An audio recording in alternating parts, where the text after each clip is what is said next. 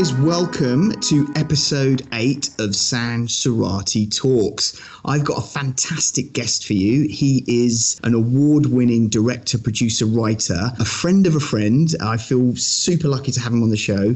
Please welcome to the stage, Farren Blackburn. Hi, Sanj. Thanks for having me. That's some welcome. I'll take it. No, thank you so much. I know you're a very busy chap, and I actually mentioned to a few people that I'll be speaking to you today, and they all got really excited. They're like, what? So I feel very privileged to have you on this show. That's great. It's really kind of you to say. Thank you. No worries. So there's a few people that are listening to this podcast that don't know much about you. Sure. It'd be good if you could kind of give us a brief background about you and, you know, just where you're from, etc. Yeah, absolutely. Well, as you sort of say, I do a bit of everything.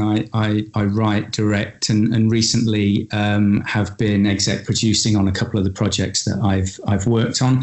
But I started out, 20 years ago maybe, making short films, went to film school, and sort of, you know, I guess a sort of guerrilla filmmaker in the sense that I never really went through arts councils or anything like that to try and raise money to make short film projects. I just sort of begged and borrowed and stole to get projects made and climbed the ladder that way. But I never really set out to be a filmmaker in the early days. I grew up in Lincolnshire, in a small village, and filmmaking wasn't really something that I ever really thought about. It didn't seem something open to a kid who sort of was kicking a ball around and climbing haystacks in a little country village. I was a massive sports fan and a footballer in particular, and that's all I wanted to be. Wow. And that's what I thought I was going to be, because I signed for a pro club and it was all going well, but in the end it never really happened. Which pro in the club? way I hoped. Well, I was at Norwich City as a youth player, and then I signed for Cambridge United, and they would have been in the old second division, so it would be the Championship now. Wow.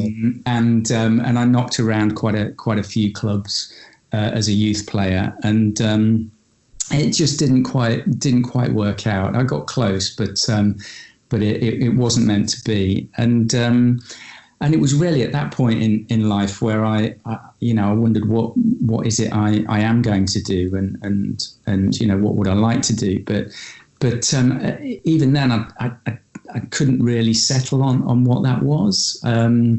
And luckily, I'd sort of stuck with my education, so I was able to move to London and do a degree which wasn't film related, but it took me a while to sort of have the courage, I guess, to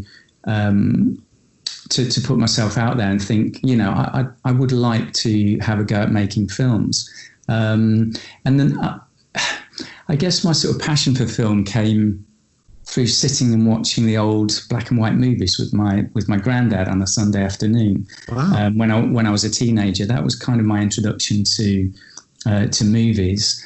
Sitting watching things like Casablanca and, you know, the Maltese Falcon and you know, westerns like The Searcher and Shane, and that was my sort of early education, but never contemplated it as a career. But it was only really when I moved to London and sort of met people who'd either, you know, had a crack at writing or making a short film, or someone who'd written a novel, even though it wasn't published or anything like that. I kind of realized that, you know, you have a right to try and be anything that you want to be, however embarrassing it might seem at the time, because I think, you know, say, oh yes, I want to be a filmmaker or a director sounded a little bit above my station, I suppose, and I was nervous about sort of admitting that that's what I would quite like to do. So I did my degree, as I said, wasn't film related, and then afterwards I decided I was going to go and do a master's in film and TV, and so it was quite nice, I guess, in a way, in that the person who inspired my sort of love of film, my granddad, he passed away, sadly, but he left me a little bit of money, not much. And so I decided to take that money, borrow the same amount again, and pay for myself to go and do a master's down in Bournemouth. And that's really what started it all. And then, I made short films and managed to sort of do some other directing work to bring in a little bit of money while I was writing and trying to raise finance for those short film projects.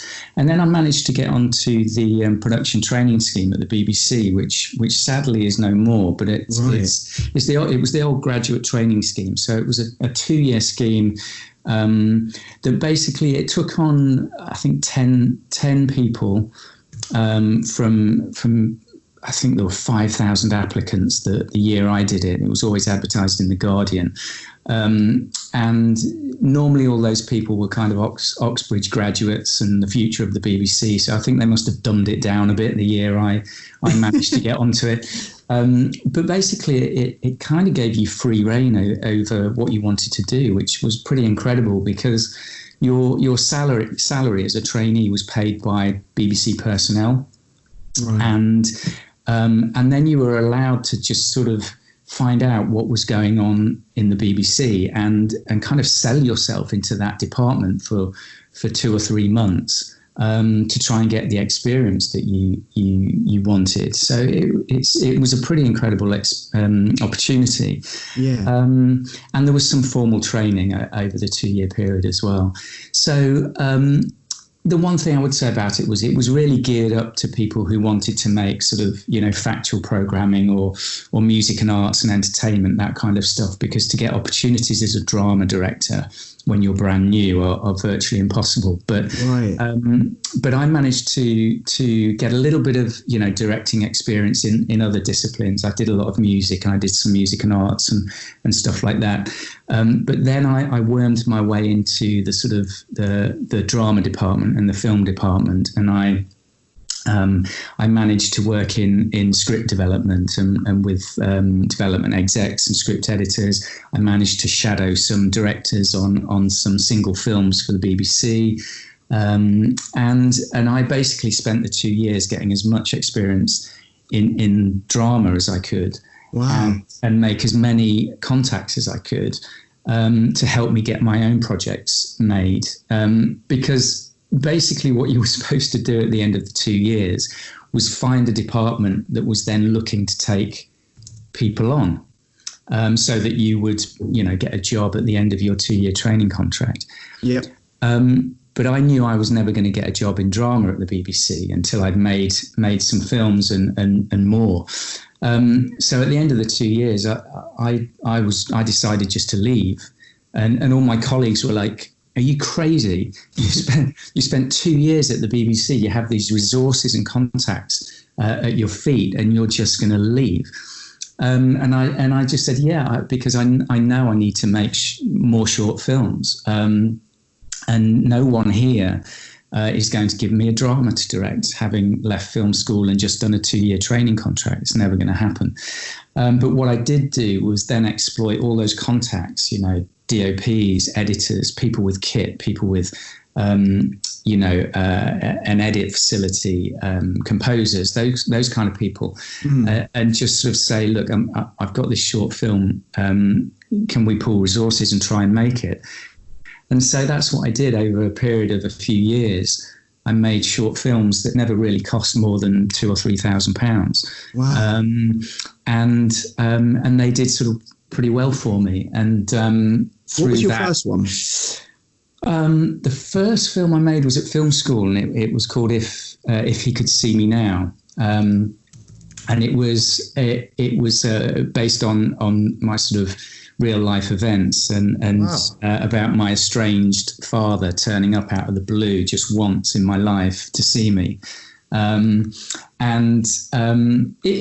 was pretty good. I mean, technically, if I watched it now, I imagine it'd be quite ropey. But as a script and an exercise, I think it turned out pretty well.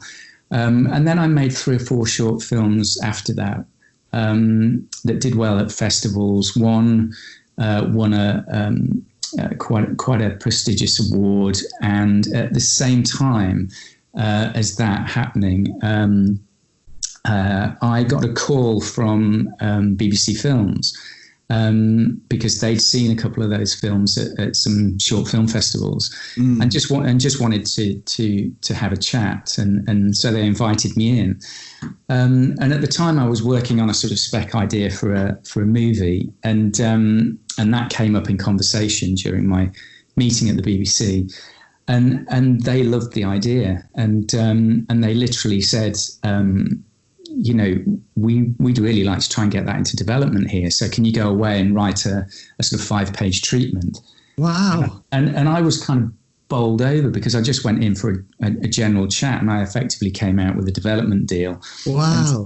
And all those people that were saying, you know, it's such a tough industry and you're never going to get a movie made. I came away floating, just going, this is so easy. What are these people talking about? Later, I would find out the truth.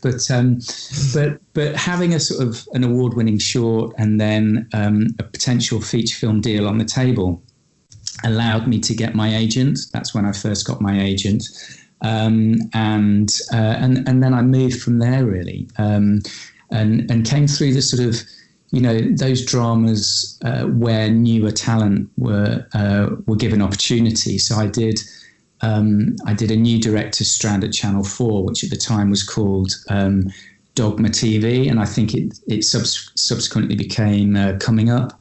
Right. So that was a half-hour film that I did. I then did a spin-off series, very low-budget series, based on those same sort of Dogma principles, you know, very cheaply made, but minimal equipment, very very little lighting, and I wrote and directed on that series, and then I kind of got onto shows like Doctors at the BBC, which is famed for throwing new directors in at the deep end on crazy schedules, but it was an opportunity to direct drama, to work with actors, to tell stories, and sort of you know, and so I climbed the ladder that way, and just to go back to the initial development deal that I walked away with. 4 years later, that came full circle and never got made. So I soon learned what development hell was all about, and it was a shame because typical sort of story in that I delivered a first draft of this script and was told that it was one of the best first drafts that they'd ever read.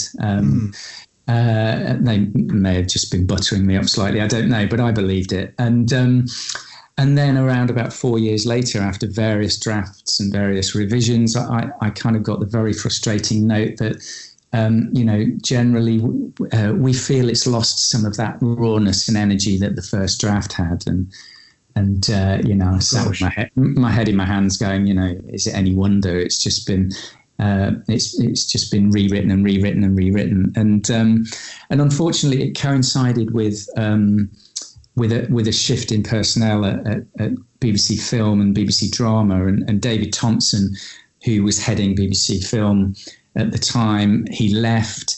New people came in, and my project got sort of put in a drawer, and eventually went into turnaround and came back to me. So that was an early but a tough experience. Absolutely. Where is that script at the moment? Like, where is it still bubbling? Have you put it on a shelf? What's happening with it? It's over the years I've thought about blowing the dust off it. I mean, it really is just, you know, sat in a drawer. I did think about sending it out again, trying to see if we could gather momentum with it again. But I think a couple of things. Firstly, a sort of similar but different film came out, so I felt I got pipped to the post slightly, because my movie was it was like a British Saturday Night Fever, and it was set around set around the Northern Soul nightclubs in Manchester in the late 60s. and I just thought it was, amazingly sort of an amazingly cinematic era, and obviously the music is incredible, and it had such a resonance with the sort of club culture of today. Without Northern Soul, there wouldn't be dance music as it is today. Yeah. But I don't know. I think because another film came out, it took the edge off it for me.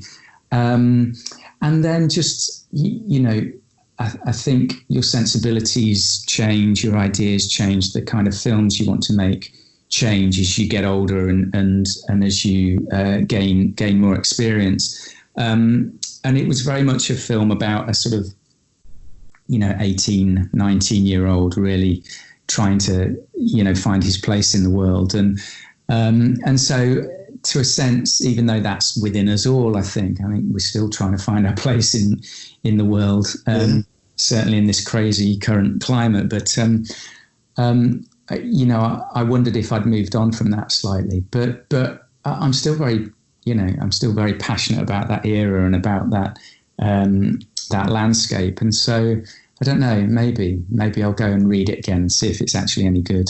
Absolutely. So scripts are such a huge part of your identity. I've only written a few scripts. They're so personal to your mind and your mindset. And for you to kind of go through that over 4 years, and it may be, that it may take another few years for it to actually come to fruition. It must be a really interesting relationship that you have with that story.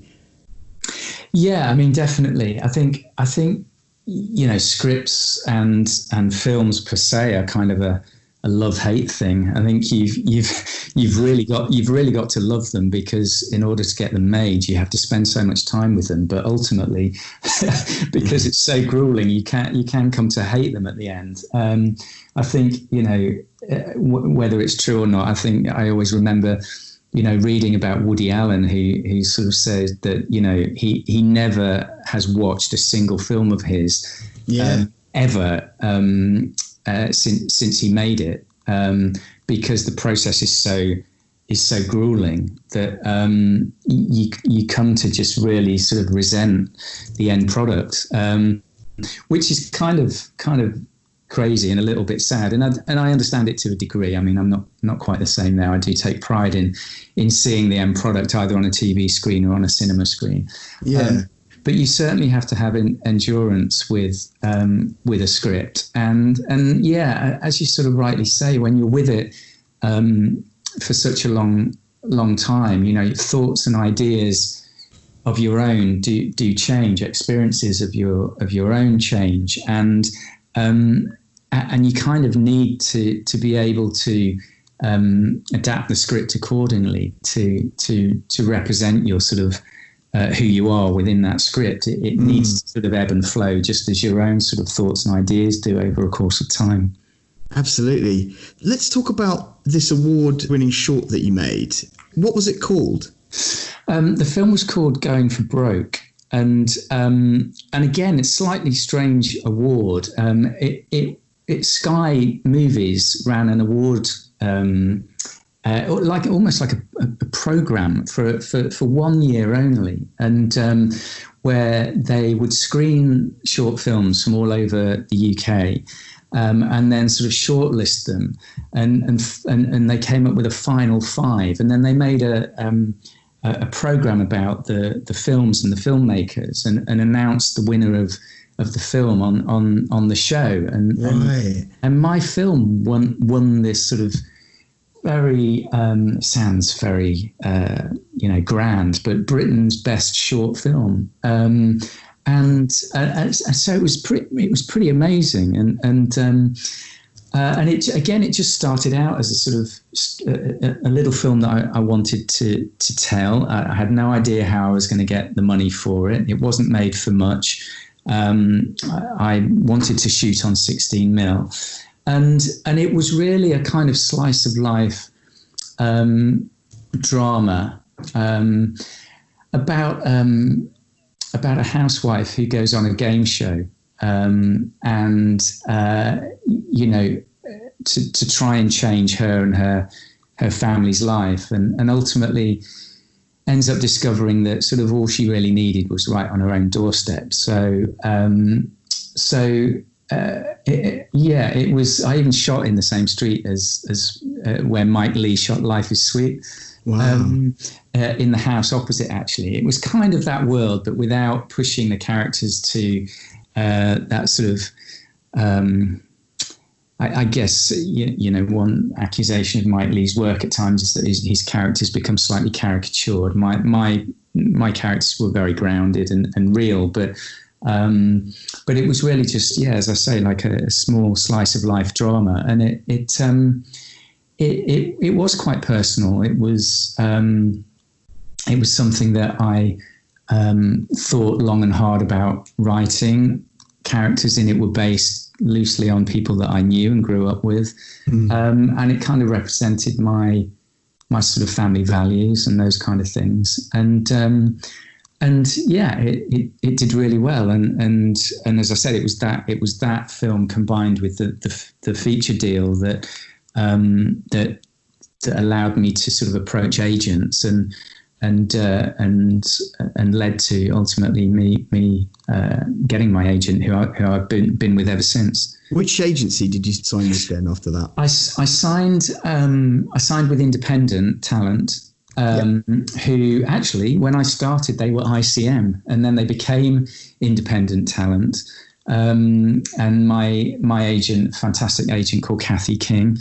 And then a couple of years ago, Cathy moved over to 42 Management, and who are a very sort of bespoke agency, have some amazing clients. And I was very flattered that she asked if I would go with her. Right. So a couple of years ago, I crossed over to 42 Management with her,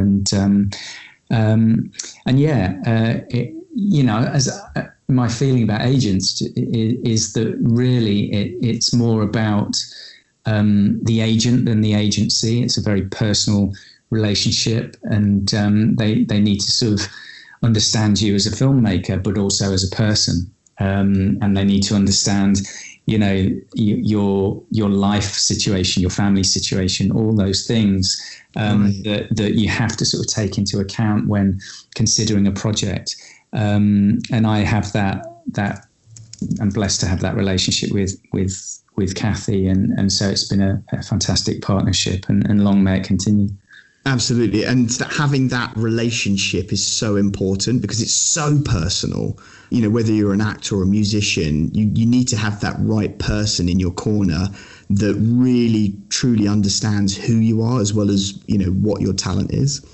Yeah, you do. And someone whose advice that you trust, because things change, again, things evolve. In the early days, it's really all about, getting an opportunity, and you're as a new sort of director, new filmmaker, you're very rarely in a position where you get to pick and choose. You just need a job, because that job will go on your CV, and it will give you experience, and will hopefully lead to the next job.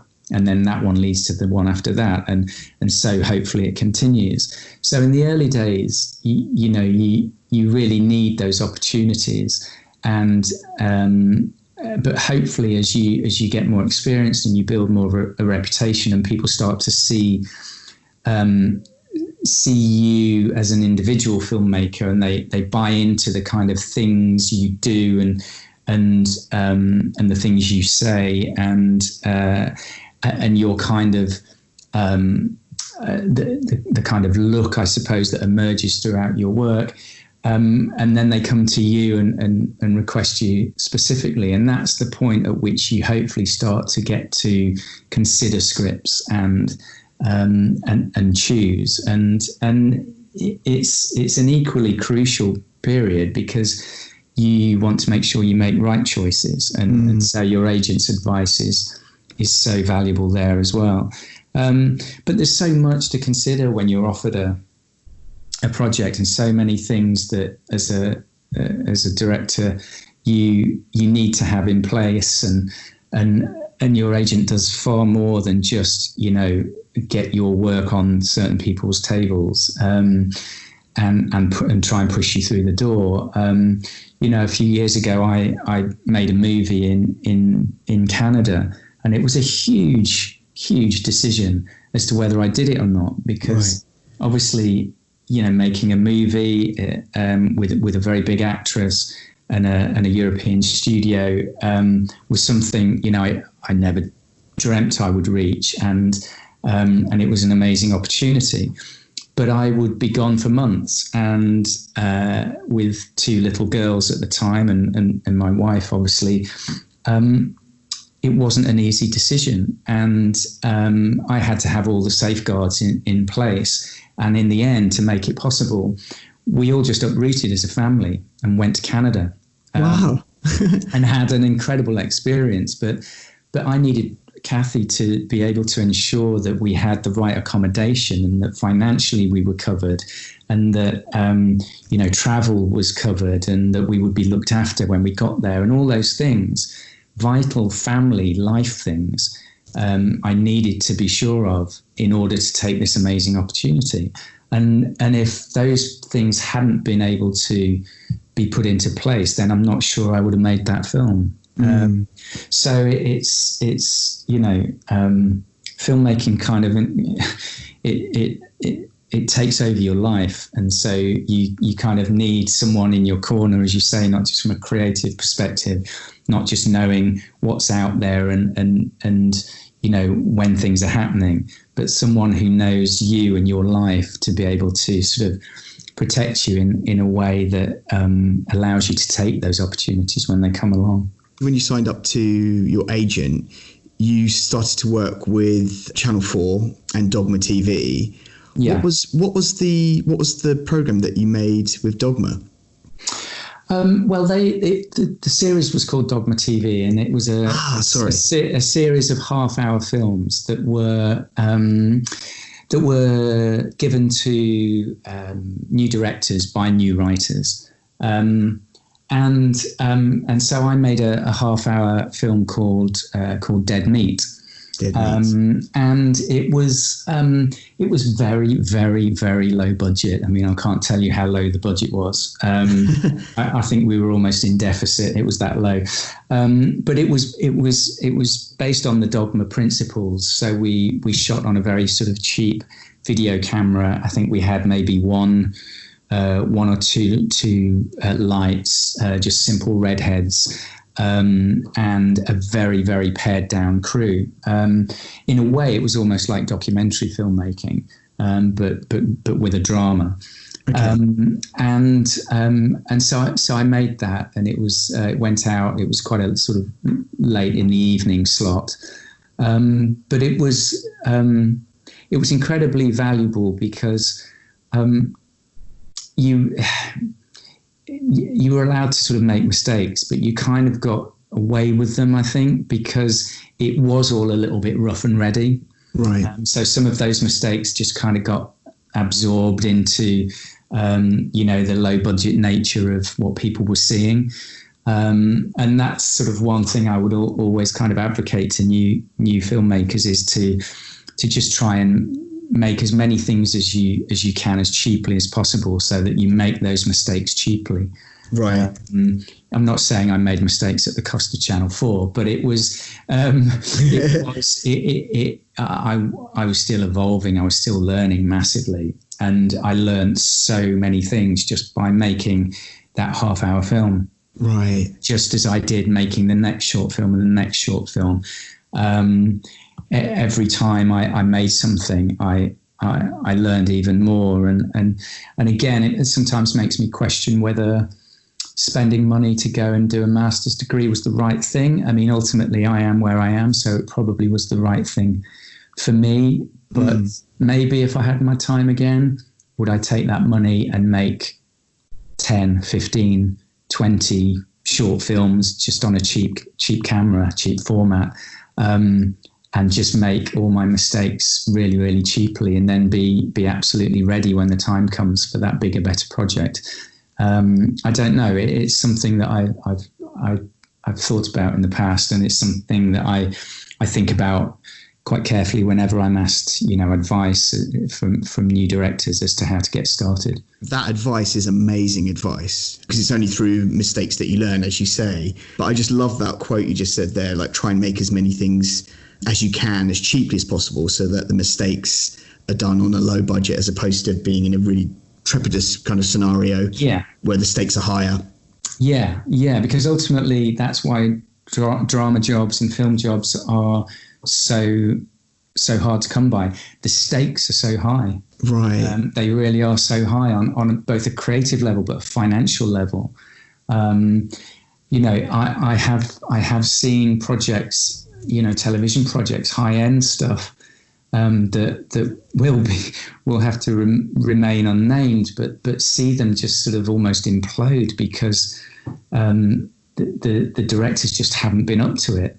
And it's caused sort of, catastrophic problems for production that then need resolving. And I've seen film projects that just, turn into a complete mess because people aren't ready. And so, the stakes really are so high. And particularly one thing, I guess, to an extent, frustratingly, in the television business as a director, is that, sometimes you are rewarded more for completing the schedule than you are for what you're actually delivering creatively. Because if you don't deliver the schedule, it costs the production a lot of money. Right.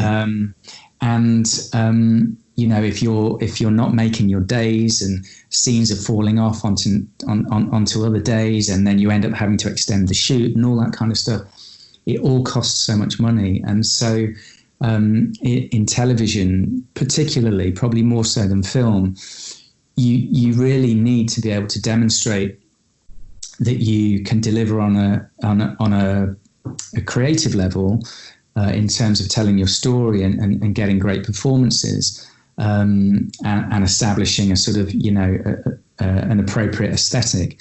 But you also really need to be able to deliver on a production level. And those two things, are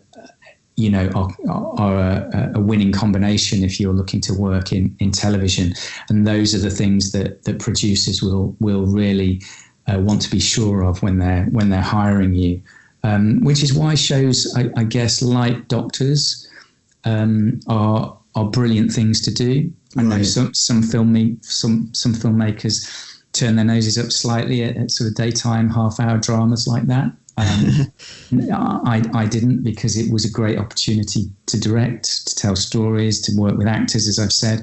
Yep. But that schedule is crazy. I mean, it was two cameras, but you generally would shoot, 19, 20 pages a day, which is ridiculous. Yeah. But if you can do it, then that really proves a point to the people that are going to hire and fire you in the future.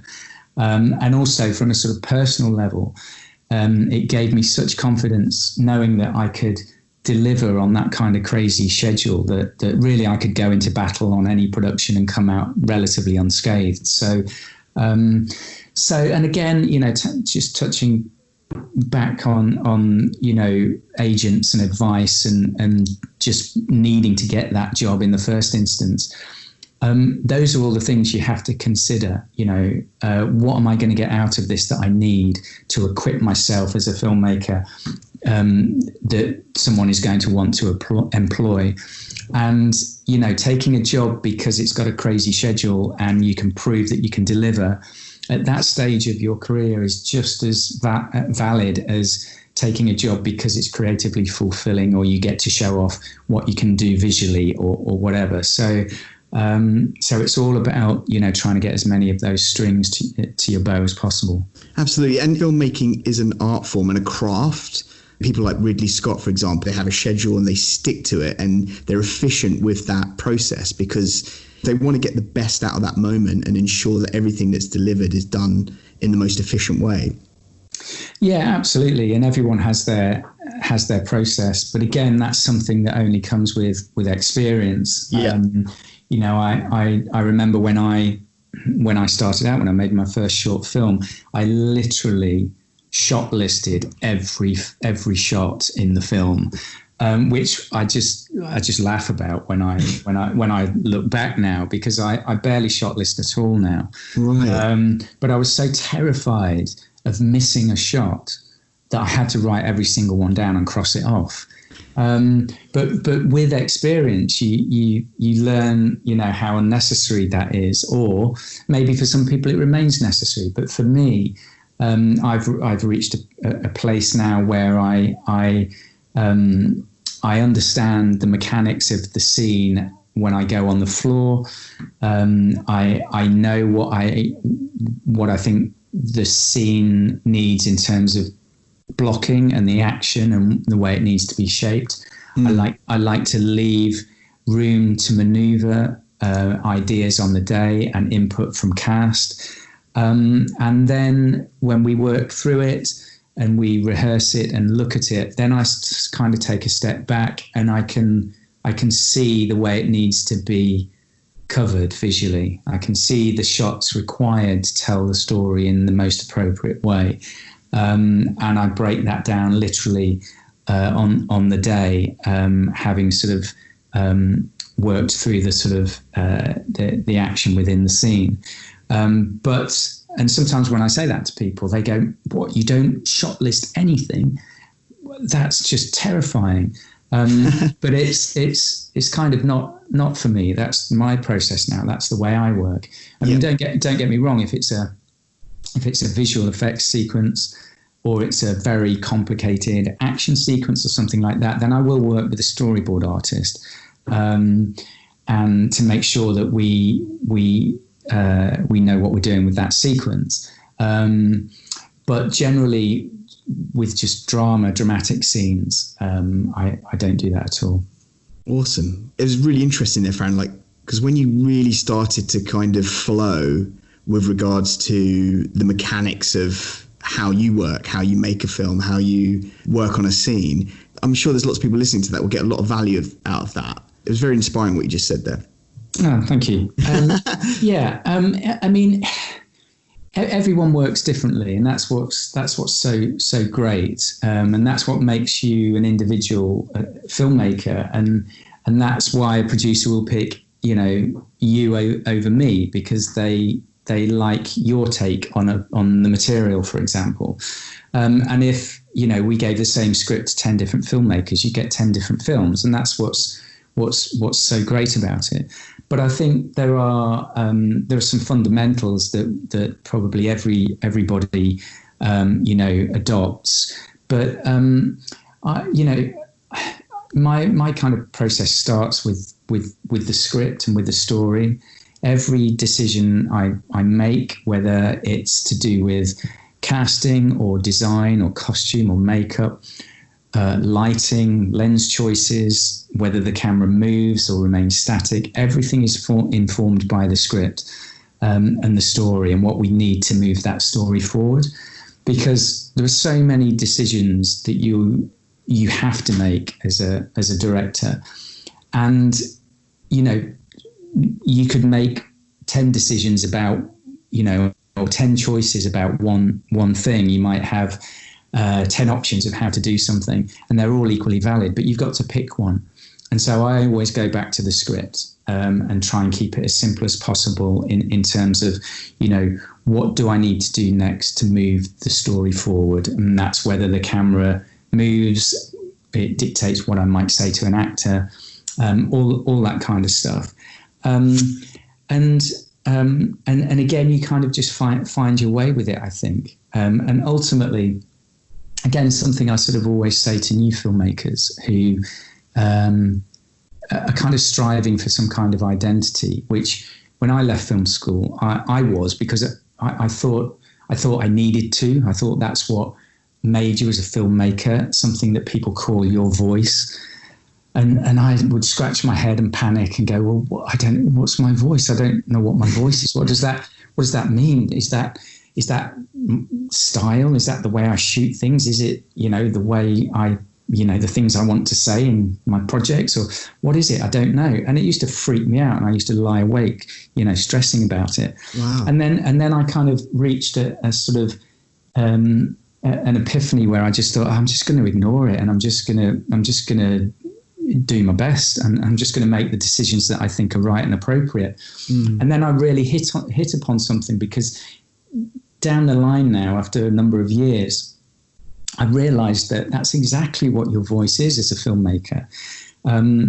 It's who we are as individuals govern our choices, be it through our experience or be it through our moral standing. That informs all the choices we make. And it's no different when you're making choices to tell your story. It comes from you and who you are. And so whether you like it or not, that sort of subconsciously emerges through your films over a period of time. So when you've made 1, 2, 3, 4, 5, 6, 7 films, they might all be different genres or whatever, but someone can look at them and go, I think that's fundamentally a Farren Blackburn film or project, because I get the same kind of vibe, I guess, throughout the project. The themes that are bubbling away seem to be there through all these projects. Kind of the way it looks and the story unfolds is similar, and that's not a conscious thing. It just emerges out of what I think are the appropriate choices made to tell your story. And ultimately, I think that's what a voice is. So when someone sort of says, what's your style or what's your voice, I tend to say, well, I don't really know. I think maybe just look at some of the stuff I've done and hopefully you'll see it.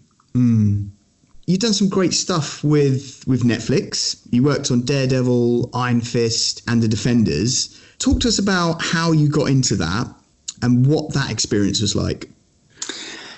That was that was a few years ago. Having sort of got to a certain level in the UK with my TV work. Making things like I did a show called The Fades, which won a Bafta and then was famously not recommissioned. And I did shows like Luther, the Doctor Who Christmas specials. So quite a lot of the sort of higher end shows. And at that point, my agent here, Cathy, said, "Look, I think you're in a position now where you could get representation in the US if that's something that appeals to you." And I said, yeah, absolutely, of course, that would be great.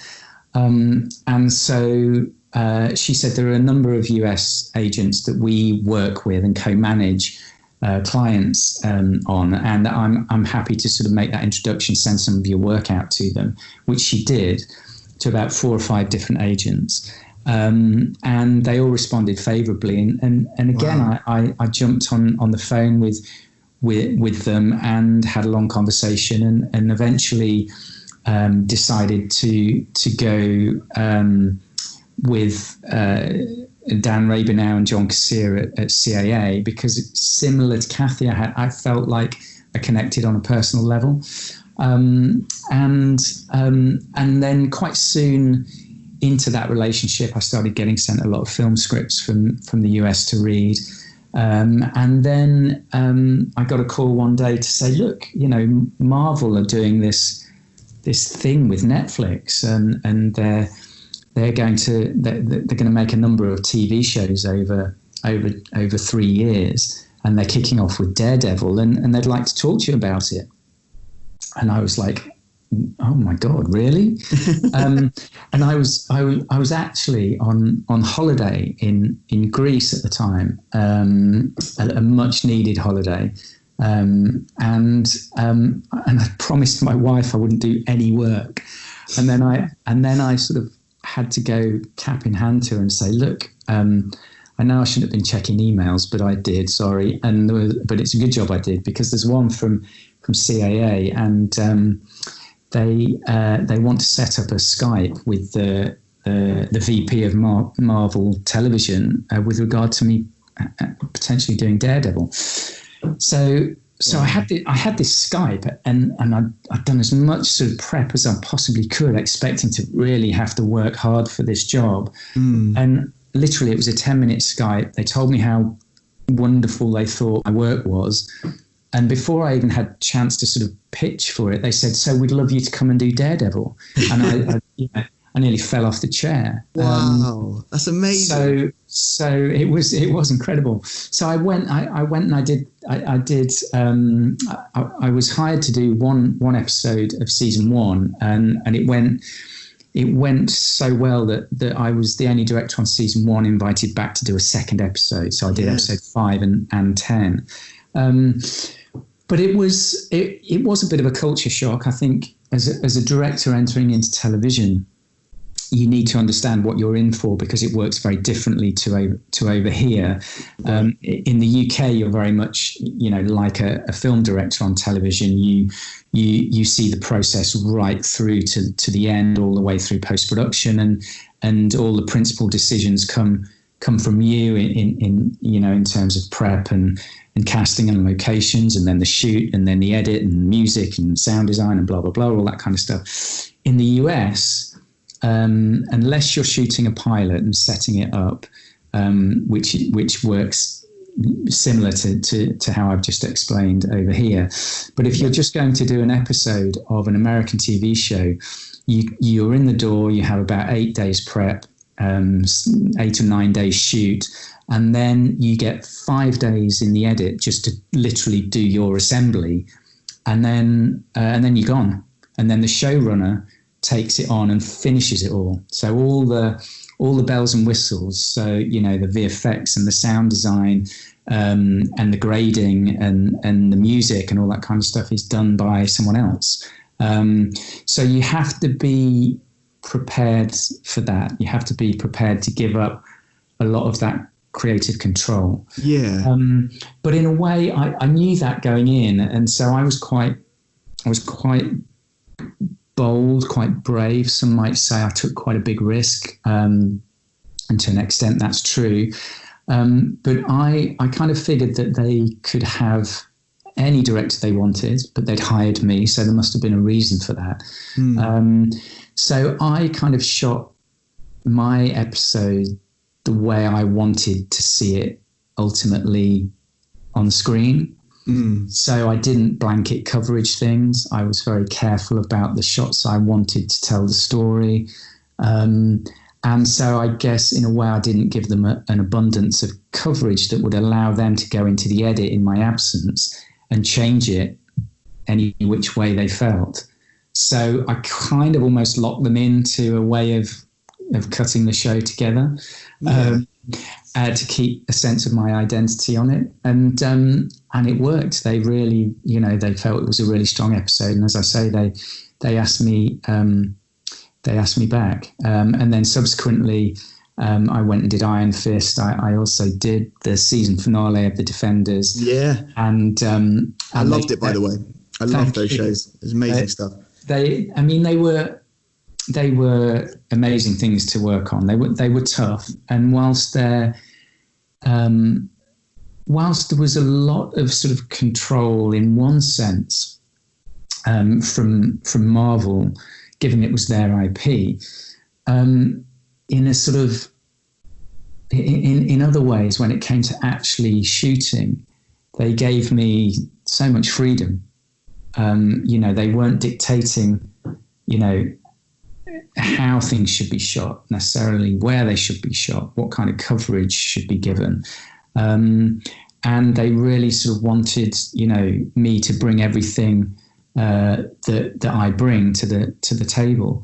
And so it was quite liberating in that sense.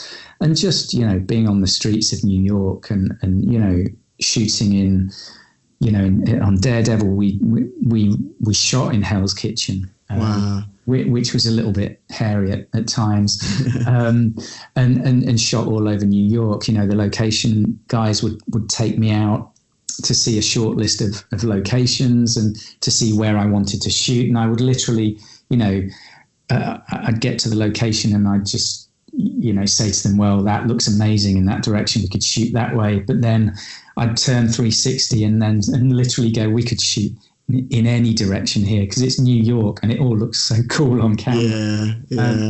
you know, and on the Defenders, we shot in Harlem, and you know, all these kind of amazing locations. So it was, you know, it was a real privilege to have gone and done those shows, and for my work there to have been so highly valued.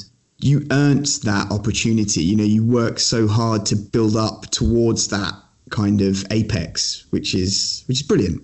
Yeah, I mean, they really can, on those kind of shows, they really can have pretty much whoever they want, and so you know, you've got to earn your stripes if you want to stand a chance of working on that kind of caliber of show. And I'd put the hours in, and I made hopefully some smart choices along the way. And, you know, you need a little bit of luck as well. Absolutely. You know, I did Luther, which obviously was huge in the US. So that helps. That gets you noticed. You know, like I said, having a Bafta award is not going to hurt anybody. So, you know, you take those things and you wave them around, you know, gratuitously, because it helps you get the next job.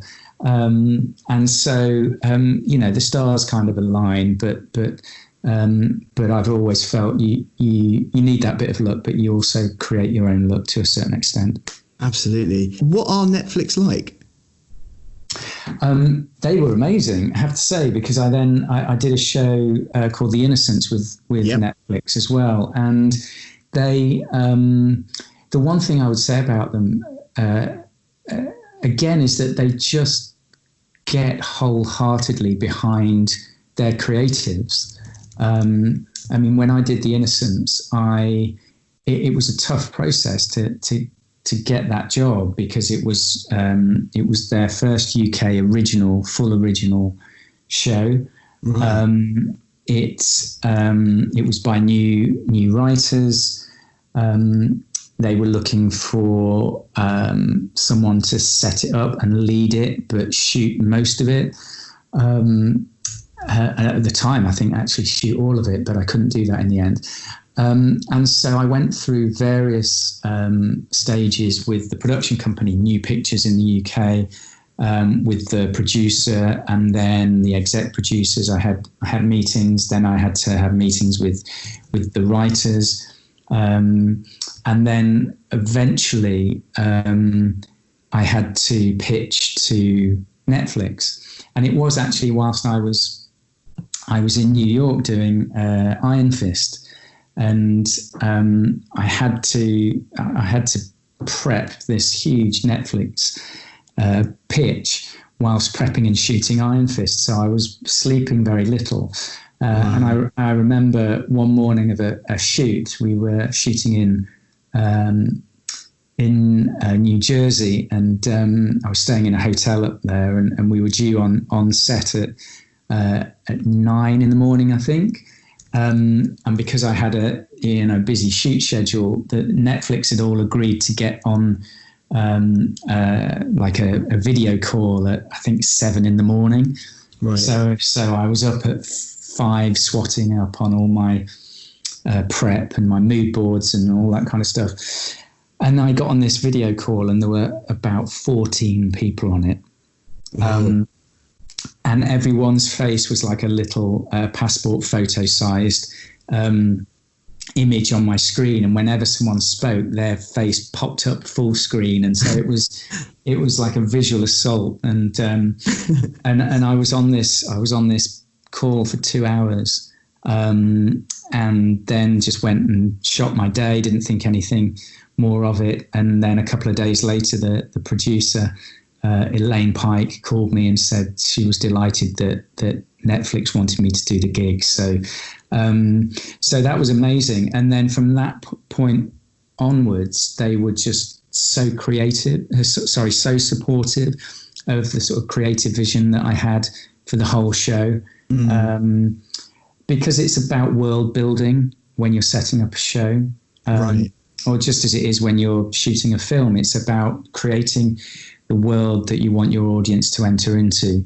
And the key thing, I think, actual one of the most crucial things when you're setting up that world is to establish tone and act, because it can go so horribly wrong. I think it's a fine line, and with The Innocents, what I wanted it to be, even though it was, I guess, a slightly sort of sci-fi project that involved shape-shifting. Yep. Ultimately, it was a teenage love story, and that sort of had to anchor it and run through the heart of the show. And so, whilst embracing those sort of genre elements, I really wanted it to be grounded very much in character. And as crazy as it sounds, build a world in which you just accept the crazy stuff, i.e. the shape-shifting, as just part of the drama. Right. And don't really question it. Yeah. And I think we managed to achieve that. And so getting that right tonally and atmospherically is crucial. And that all came down to my connection with material, and I guess my sensibility as a filmmaker, because again, as going back to something I said earlier about handing a script to 10 different filmmakers, someone else might have taken that and really wanted to embrace the genre element, and so it could have become almost like a Marvel movie, for example. Right. And that's what I mean about tone. It's about interpreting, the tone of the piece and achieving that on the screen. So that was something I worked very, very hard at, and the Netflix guys really lapped it up and were so supportive. I shot for months and months and months, because I ended up shooting 6 out of the 8 episodes. Right. I was due to do all 8, but we wouldn't have been able to deliver on time if I had. So I had to give up 2 of those episodes, but I ended up as an exec producer as well on the whole show, overseeing it all. But I shot for months, and over that period, I didn't get a single note from Netflix saying, we don't like this, we think this is a problem, where's the shot of that, or can you get more coverage? I just got such positive feedback. Wow. Which was so empowering as a sort of filmmaker. It gave me the confidence to do my best work. So I think they're very smart people, because that really motivated me, and in turn my sort of passion and enthusiasm motivated all the people around me. And even though it was a very long and a very tough shoot in so many ways, it was a very good shoot, and it turned out to be a great show. Any working ecosystem, the most important thing for it to be successful is to have that trust, at every level, that you're working with people that you value and they value you ultimately. Yeah, absolutely. I mean, trust is all important, and it must come from the top. And that's, it's one of, my biggest responsibilities on set is to make sure everybody feels that they can trust me, from the crew, right through the crew, but particularly, the cast. Everyone needs to know that I have their back, and I'm their safety net, and that I'm going to protect them all. And particularly, as I said, with cast members, it's a very, very difficult thing that actors do. It's very it's very exposing. It's very easy to become incredibly self-aware, self-critical, which affects confidence. Yep. And if all that's affected, then you see it in the performance. So I have to strip all that away. And the way I do that is to make sure that the actors know that they can trust me 100%, that I know what the scene requires, that I know what is required of them, and that I have all the tools to help them achieve that. And then to sort of give them confidence to trust their instinct and make bold and brave decisions, safe in the knowledge that if they feel wrong or it feels too much or not enough, I'll come and help them shape things. So that's a crucial sort of skill of any director. Amazing. Farren, we're starting to run out of time now, Sure. but I've just got a couple more questions just to kind of throw at you before we close shop. And I know we could talk forever on this. There's loads of questions I have on my list, but I think we'll have to save them for another episode if that's, sure. that's okay. Sounds good, But this is incredible. First one. So how is COVID-19 affecting you as a filmmaker right now?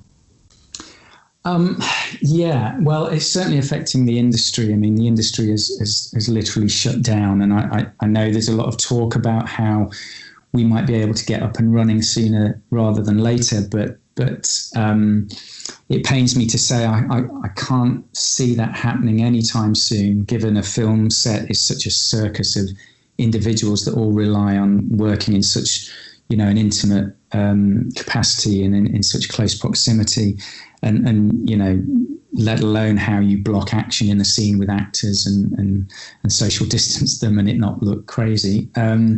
So all that is a challenge that we face. On a personal level,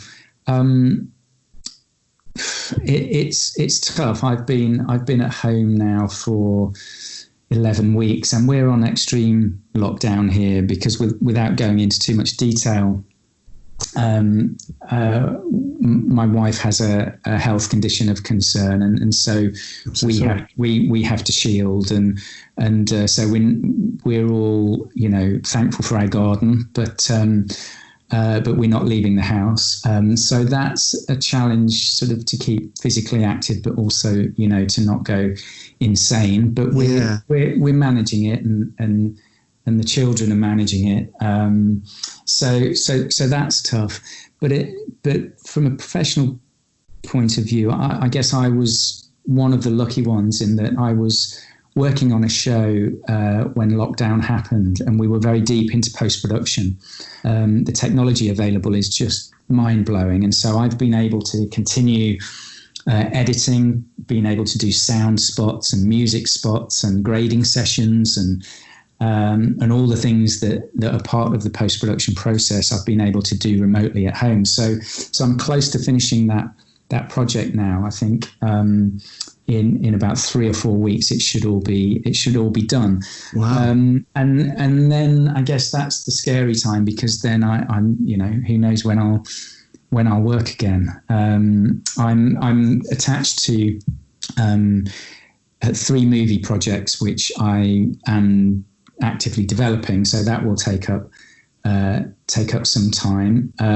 I've also had a TV show that I co-created with another writer called Simon Utley, that has been optioned by a production company. So that's now being pitched to various broadcasters. So we'll see what happens there. And then I've got a couple of ideas that I want to try and sort of work up to treatment and scripts at some point. So there'll be plenty to keep me busy. Yeah. Whether that will keep a roof over my head, I don't know.